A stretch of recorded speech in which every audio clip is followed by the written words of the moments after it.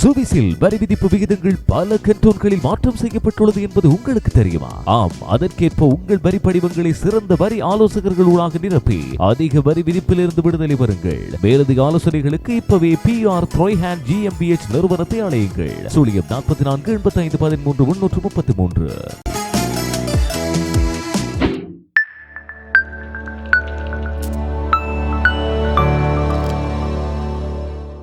Hi, welcome to Swiss Tamil TV. அன்பான சொந்தங்களை மற்றும் ஒரு தகவல் அறிவோம் எபிசோட் மூலமா சந்திக்கிறதுல பெருமகிழ்ச்சி. இன்னைக்கும் ரொம்ப முக்கியமானது, எல்லோரும் அறிஞ்சிருக்க வேண்டிய முக்கிய தகவல்கள்ல இதுவும் ஒன்னா மாறி இருக்கிறது. சுவிட்சர்லாந்துல பிச்சை எடுக்கிறது சம்பந்தமான பெரிய விவாதமே உதாரணமா இப்ப பேசப்பட்டுக்கிட்டு இருக்கு. குறிப்பா துர்கவ் கண்டோன்ல பிச்சைக்காரர்கள் மாதிரியே போலி நன்கொடை சேகரிப்பாளர்களும் மிக முக்கியமாக மக்களை ஏமாற்றி பணத்தை சுருட்டுகின்ற சம்பவங்கள் அதிகரிச்சுக்கிட்டே இருக்கு அப்படின்னு துர்கவ் கண்டோனல் காவல்துறைக்கு பல புகார்கள் வந்ததுக்கு அப்புறமா பொதுமக்கள் அவங்க எச்சரிக்கை.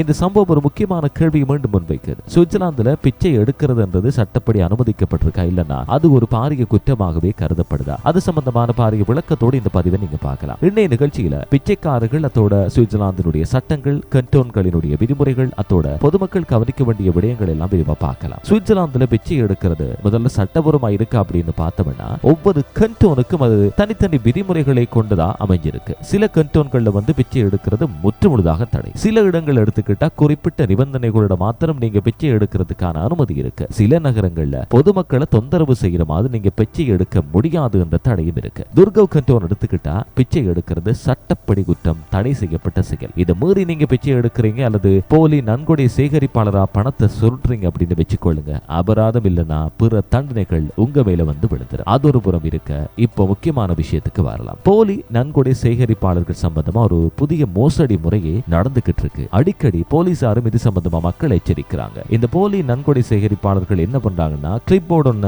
வச்சுக்கிட்டு ஒரு சமூக நல அமைப்போட பெயரை தவறுதலா பயன்படுத்தி இந்த லோகோக்களையும், அந்த அமைப்பினுடைய லோகோக்களையும் செக்யூரான லோகோ தான் உண்மையான அமைப்பு போலவே படிவங்களை காட்டி நன்கொடை கேட்கறது வழக்கமாகிடுச்சு. ஆனா உண்மையில அவங்க எந்த அமைப்போடையும் தொடர்பு இல்லாதவங்களா தான் இருப்பாங்க. இந்த வகையான மோசடிக்கெல்லாம் அவங்க பயன்படுத்துற இடங்கள் என்ன தெரியுமா? ரயில் நிலையங்கள், ஷாப்பிங் மையங்கள், விற்பனை நிலையங்கள், அத்தோட மக்கள் அதிகமா சன நெரிசலா இருக்கக்கூடிய இடங்களை பயன்படுத்துறாங்க. இதுக்கு அவங்க பயன்படுத்துறது மக்களினுடைய கருணை உணர்வத்தான் அப்படின்னு குற்றச்சாட்டு முன்வைக்கப்படுது. நிதி சுமையால் நிம்மதி இழந்து தவிக்கிறீர்களா? உங்களின் அவசர நிதி தேவைகளுக்கு குறைந்த வட்டி விதத்தில் 3 லட்சம் பிராங்குகள் வரை கடனாக பெறலாம். கிரெடிட் பாண்ட்.ch. இலவச ஆலோசனைகளுக்கு 076592997. சுவிட்சர்லாந்துல பிச்சை எடுக்கிற விஷயம் கடந்த சில ஆண்டுகளிலேயே சட்ட விவாதங்களுக்கு போன ஒரு பெரிய ஒரு பேசுபொருள். ஐரோப்பிய மனித உரிமைகள் நீதிமன்றம் ஒரு முக்கிய தீர்ப்புல என்ன சொல்லுதுன்னா, ரொம்பவே வறுமை கோட்டுக்கு கீழே இருக்கக்கூடிய நபர்களுக்கு பிச்சை எடுக்கிறது ஒரு அடிப்படை வாழ்வாதார வழி அப்படின்னு சொல்றாங்க. இதனால சில கண்டோன்கள்ல முழுமையான தடை விதிக்கலாமா இல்லையா அப்படி என்பது சம்பந்தமான விவாதங்கள் மீண்டும் ஆரம்பிச்சிருக்கு. ஆனா அதே நேரத்துல பொதுமக்களை தொந்தரவு செய்யறது, குழுவா பிச்சை எடுக்கிறதுக்கு குழந்தைகளை பயன்படுத்துறது, இல்லனா மோசடி செய்யற நோக்கத்துல இப்படியான சம்பவங்களை செய்யறதெல்லாம் சட்டப்படி குற்றமாகவே சொல்லப்படுது. அதனால ரொம்பவே கவனமா இருந்துக்கணும். சுவிட்சர்லாந்து ஒரு பணக்கார நாடு என்ற பெயர் பரவலாகவே உலகம் முழுவதும் இருக்கு. அப்படி இருந்தா இங்க பிச்சை எடுக்க வரவங்க யாருன்ற கேள்வி உங்களுக்கு இருக்கு இல்லையா? சுவிட்சர்லாந்துல பிச்சை எடுக்கக்கூடிய நபர்கள்ல பலர் கிழக்கு ஐரோப்பிய நாடுகளிலிருந்து வாரவங்கன்னு அதிகாரிகள் உறுதிப்படுத்தி இருக்காங்க. சில சமயங்கள்ல அமைப்பு சார்ந்த குழுக்கள், மனித கடத்தல் வலைப்பின்னர்கள் கட்டுப்பாட்டில் செயற்படக்கூடிய குழுக்கள் இது போன்ற பின்னணிகளோடு பிச்சை எடுப்பதாகவும் விசாரணையில் அம்பலமாகி இருந்தாலும் உண்மையான வறுமையான பிச்சை எடுக்கக்கூடிய நபர்களும் இருக்கிறத சமூக நல அமைப்புகளும் மறுதளித்தபாடு இல்ல. சுவிஸ்ல